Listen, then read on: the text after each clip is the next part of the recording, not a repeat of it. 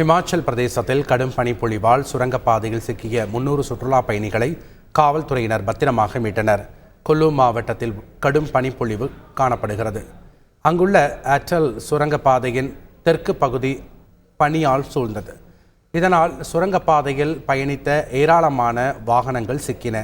தகவல் அறிந்து சென்ற காவல்துறையினர் சுரங்கப்பாதையில் சிக்கி தவித்த 300க்கும் மேற்பட்ட சுற்றுலா பயணிகளை மீட்டனர்.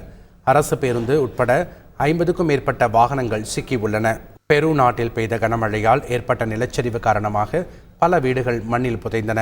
மத்திய கடலோர பகுதியில் உள்ள ஹவுரல் பகுதியில் பெய்த கனமழை காரணமாக ஆற்றில் வெள்ளப்பெருக்கு ஏற்பட்டது. இதன் காரணமாக பல இடங்களில் நிலச்சரிவு ஏற்பட்டதுடன் வீடுகளும் மண்ணில் புதையுண்டன. இதையடுத்து உள்ளூர் மக்கள் மண்வெட்டியுடன் களத்தை இறங்கி வெள்ள நீரை பாதை திருப்பிவிட்டனர்.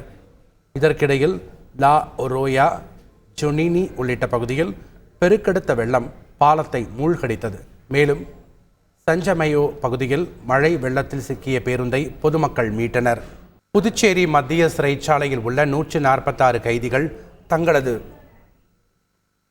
உடல் உறுப்புகளை ஜிப்மர் மருத்துவமனைக்கு தானமாக வழங்கியுள்ளனர். மத்திய சிறையில் நடைபெற்ற நிகழ்ச்சியில் புதுச்சேரி ஜிப்மர் மருத்துவக் குழுவினர் சிறை கைதிகளை பரிசோதித்தனர்.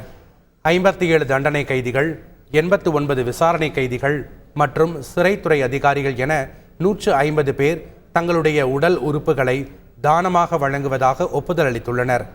இதற்கான அடையாள அட்டைகளை ஜிப்மர் நிர்வாகம் வழங்கியுள்ளது. கள்ளக்குறிச்சி மாவட்டம் உளுந்தூர்பேட்டையில் போக்குவரத்து பணிமனை ஊழியர்கள் திடீர் வேலை நிறுத்தத்தில் ஈடுபட்டதால் பெரும் பரபரப்பு ஏற்பட்டது. உளுந்தூர்பேட்டை போக்குவரத்து பணிமனையில் இருந்து அனைத்து பேருந்துகளும் கிளாம்பாக்கம் புதிய பேருந்து நிலையத்திற்கு செல்லும் நிலையில் 30 கிலோமீட்டர் குறைவாக செல்வதால் அதற்கு பதிலாக 60 கிலோமீட்டர் கூடுதலாக பேருந்துகளை இயக்க வேண்டும் என போக்குவரத்து பணிமனை அதிகாரிகள் தெரிவித்ததாக தெரிகிறது. இதனால் ஊழியர்கள் ஒன்று திரண்டு வேலை நிறுத்தத்தில் ஈடுபட்டனர்.